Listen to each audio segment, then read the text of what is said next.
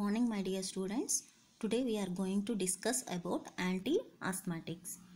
So, what is the main definition of asthma is a chronic inflammatory disorder of the airways that is characterized by increased responsiveness of the tracheobronchial tree to a variety of stimuli, resulting in widespread spasmodic narrowing of the air passages, which may be relieved spontaneously or by therapy. So, what is the asthmatic condition? It is mainly cause effect of inflammation of the airways, okay, and bronchial hyperreactivity or hyper responsiveness means that in immunostimulation there is inflammatory mediators which will be released more, and production of antibodies, especially IgE antibodies, will be enhanced in case of asthmatic condition. And reversible airway obstruction, the air passage will be obstructed because of the decreased lumen size of the bronchi. Okay, so see, this is the pathological condition of the bronchi. You can see here the normal bronchi condition and asthmatic bronchi. Mainly the lumen size is very decreased and there is mucus secretion into the lumen and inflammation of the mucosal cells, and also edema means increased water, extracellular fluid will be moved into the mucosal cells, and there is epithelial damage and also smooth muscle contraction. So you know that there is a presence of which type of epithelia in the bronchi, especially in the trachea and bronchi there will be pseudostratified epithelium, isn't it? And also the cilia will be present. So these cilia will be get distracted, and here you can see in pathophysiology, especially the allergen which will, whenever it enters into our body, it will enhance the stimulation of macrophage, dendritic cell or mast cells. These macrophages will enhance the Th2 cells or eosinophils, and also these mast cells will release the neutrophils. What happens? These are the main stimulators which will enhance the production of mucus plug. That means from the mucus secreting cells, the mucus will be secreted and it forms as a plug on the epithelial cells, and also it moves into the lumen and epithelial shedding. That means the shedding, main pseudostratified with cilia will be shedded, and there will be stiffening of the muscle. Okay, all these conditions will cause bronchoconstriction. Okay, that means constriction means there will be decreased lumen size and inflammation will be present in the, especially in the asthmatic condition. Okay, and this bronchial asthma is divided into mainly two types: extrinsic asthma and intrinsic asthma. Extrinsic asthma is mainly allergic induced and commonly suffer from other atopic diseases, mostly episodic and very less prone to status asthmaticus condition. And intrinsic asthma is no immunological basis for their condition and negative skin test to common inhalant allergens, and the normal serum concentrations of IgE will be more, and it is perennial, whereas extrinsic asthma is mostly episodic but this is very perennial and it is more prone to status asthmatic condition. And what are the symptoms of asthma means? There are very early warning signs or breathing changes, sneezing, runny nose, coughing, chin or throat itches, feeling tired, dark circles under eyes, and trouble sleeping. And episodic symptoms are wheezing, shortness of breath, and tightness of the chest. Whenever the person is highly exposed to dust particles and all, or there is any disturbance in the surrounding conditions, then these conditions will be aggravated. And What are the diagnostic tests for asthma means? You have to check for previous history of the patient, whether what type of work he is doing, or what are his food habits and lifestyle changes, everything. And we need to go for physical examination, like whether the person is able to sit, or normally he is taking breathing, or any other changes. And supportive diagnostic tests are pulmonary function test, we have to go for spirometry, plectrophometer, and methacholine challenge test. And allergic test, chest x-ray, and GARD assessment test. And what are the approaches for treatment? Or these are the approaches for treatment. We need to mainly prevent antigen antibody reactions and IgE antibody neutralization, and inflammation suppression, and also we need to suppress bronchial hyperreactivity. These corticosteroids, especially in metered dose inhalers, will suppress the inflammation condition. And prevention of release of mediators, mainly inflammatory mediators, are suppressed by mast cell stabilizers. And antagonism of released mediators, main leukotriene antagonists will antagonize the released mediators. And blockade of constrictor neurotransmitter or anticholinergics, mimicking dilator neurotransmitter or sympathomimetics, and directly acting bronchodilators or methyl xanthines. Okay, these are the main approaches for treatment we have to go for. And for especially for classification and approaches, we can go for Tripathi. Okay, and these bronchodilators, we know that dilation we need to do for is the first step for asthmatic condition. Why? Because in asthmatic condition there is a high release of mediators, which will cause a constriction of the smooth muscle of the bronchi. Okay, and beta 2, these bronchodilators are especially beta 2 sympathomimetics. Those are salbutamol, terbutaline, and salmeterol. And methyl xanthines are theophylline, aminophylline. Anticholinergics are ipratropium bromide, and leukotriene antagonists are montelukast and jafirlukast. And anti-inflammatory agents are mast cell stabilizers, sodium chromoglycolate, nidocromil. Corticosteroids are inhalational, especially beclomethasone, fluticasone, systemic hydrocortisone, and prednisolone. Anti-IgE antibody are omalizumab. Okay, these are the, especially this is a monoclonal antibody synthesized in vivo conditions. Okay, sympathomimetics, the mechanism of action of sympathomimetics are beta 2 stimulation. Whenever this beta is stimulation is done, especially beta is present in smooth muscles of the bronchi. These will increase CAMP production in the bronchial smooth muscle. Okay, whenever the CAMP is increased, automatically there will be increase in adenyl cyclase, and this will cause a relaxation of the smooth muscle. This will also decreases mediator release. The examples of sympathomimetics are salbutamol, terbutaline, bambuterol, salmeterol, formoterol, and ephedrine. These are the drugs mainly used as a sympathomimetics. And we have to go first when salbutamol. This salbutamol is also called as albuterol. It is a highly selective beta 2 agonist drug. Okay, so inhaled salbutamol produces bronchodilation in 5 minutes and action loss for 2 to 4 hours. Okay, mainly inhalers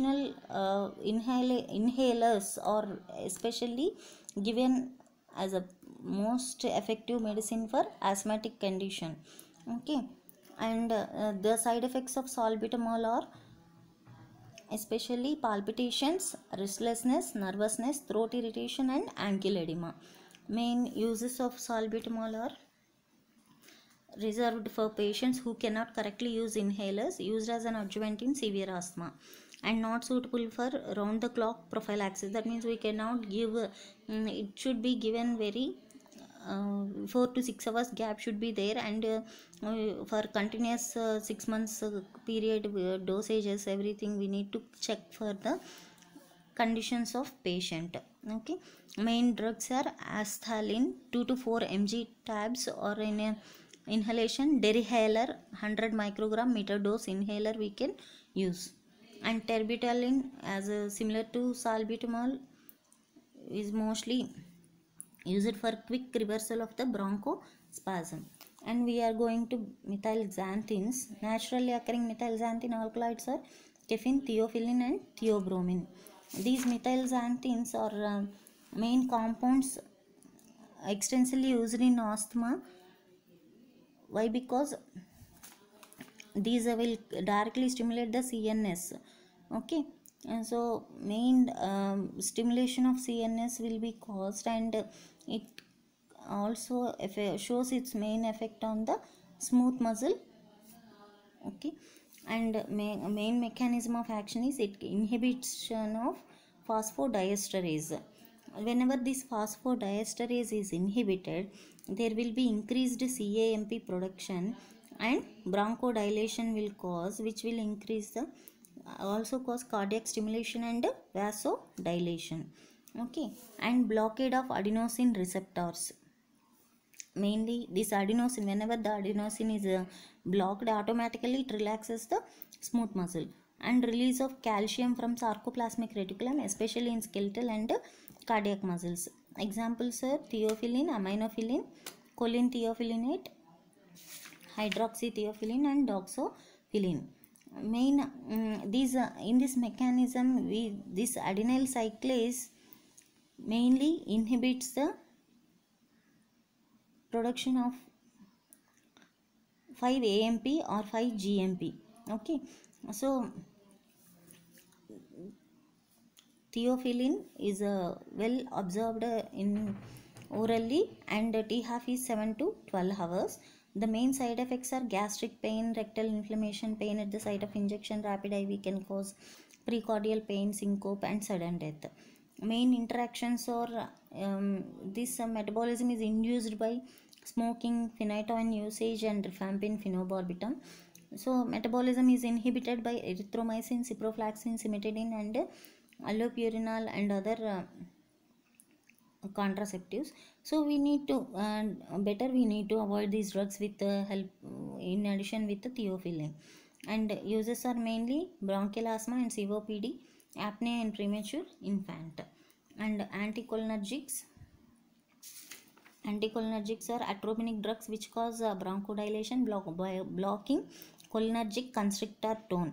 Act primarily in larger airways. Whenever cholinergic system is more activated, there will be more secretion of cell, mucus, everything. So we need to go for suppression of cholinergic system. So that's why we need to go for anticholinergics. These will act primarily in larger airways and produce slower response than inhaled sympathomimetics, better suited for regular prophylactic use. And combination of inhaled ipratropium with beta 2 agonist produce more marked and longer lasting bronchodilation. So main anticholinergic drugs used are ipratropium bromide and tiotropium bromide. And leukotriene antagonist. These leukotriene antagonists are competitively antagonize cysteine leukotriene 1 receptor mediated bronchoconstriction and cause increased vasodilation and recruitment of eosinophils. Indicated for prophylactic therapy of mild to moderate asthma as alternative to inhaled glucocorticoids. May obviate need for inhaled glucocorticoids. These are the safe drugs. Main side effects are headache and rashes. Examples are montelukast and zafirlukast. These both drugs have similar actions and clinical utility. These will competitively antagonize cysteine leukotriene 1 receptor mediated bronchoconstriction. Okay, so these are indicated for prophylactic therapy of mild to moderate asthma as alternatives. Okay, and mast cell stabilizers, these mast cell stabilizers are especially sodium chromoglycolate and ketotifen. These two drugs are used mainly for stabilization of mast cell to decrease the production of inflammatory mediators. Especially these will inhibit degranulation of mast cells. Whenever degranulation of mast cells occurs, These will produce leukotrienes, histamine, PAF, interleukins, etc. Okay, so whenever we are going for mast cell stabilizers, these will cause inhibition of mast cells so that the release of mediators will be inhibited, and these will not absorbed orally. Own administration as an aerosol through meter dose inhaler will be promoted.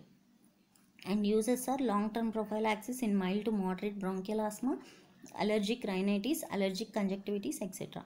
And side effects are bronchospasm, throat irritation, and cough. And corticosteroids. Coming to corticosteroids, these are the glucocorticoids are not bronchodilators. They don't cause any bronchodilation, only they reduce bronchial hyperreactivity, mucosal edema by suppressing inflammatory response to antigen antibody reaction. Two forms are used, systemic and inhalational. Systemic oral corticosteroid used in severe chronic asthma and status asthmaticus. Example, hydrocortisone, prednisolone. And inhalational corticosteroids are, these will give step 1 for all asthma patients, safe during pregnancy conditions, and side effects are mood changes, osteoporosis, bruising, and petechiae hyperglycemia. Examples are beclomethasone, budesonide, fluticasone, and flunisolide. All these drugs will have same mechanism of action. Okay, and inhaled steroids will give more prominent airway inflammation decrease than the systemic steroid therapy. Okay, and the pharmacokinetics, this is the pharmacokinetics, how the corticosteroids are going to act. Whenever they are inhaled, it will go to systemic circulation, and it will produce some systemic side effects, and mouth to pharynx, and minus 10 to 20% inhaled will enter into directly lungs, and 80 to 60% allowed will be enter into GI tract. And absorption from the GI tract, you know, every drug which is entering into the GI tract will enter into the liver for metabolism process, and in liver inactivation will occur in the first pass metabolism, and some of the drug which is metabolized will enter into the systemic circulation for acting over the systemic condition, and it will produce some systemic side effects, very less, that is bruising, osteoporosis, everything. Okay, so this is about the pharmacokinetics of inhaled corticosteroids. And coming to COPD, chronic obstructive pulmonary disease, whenever the acute stage inhalation of short acting beta agonist, we can go for albuterol or an anticholinergic drug. Example, ipratropium bromide, or the two in combination is usually effective. Persistent symptoms of exertional dyspnea and in limitations of activities requires a long-acting beta agonist or long-acting anticholinergic drugs. Especially in COPD, we need to give also high-dose inhaled steroids are beneficial. With frequent exacerbations will be seen in COPD patients.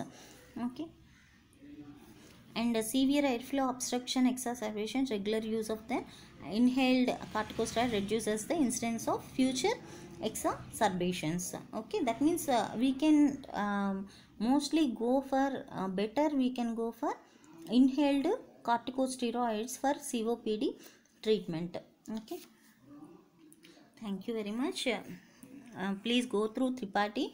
For you need to write at least one brand name for each drug, and important points will be noted from by seeing Tripathi book. Okay, thank you.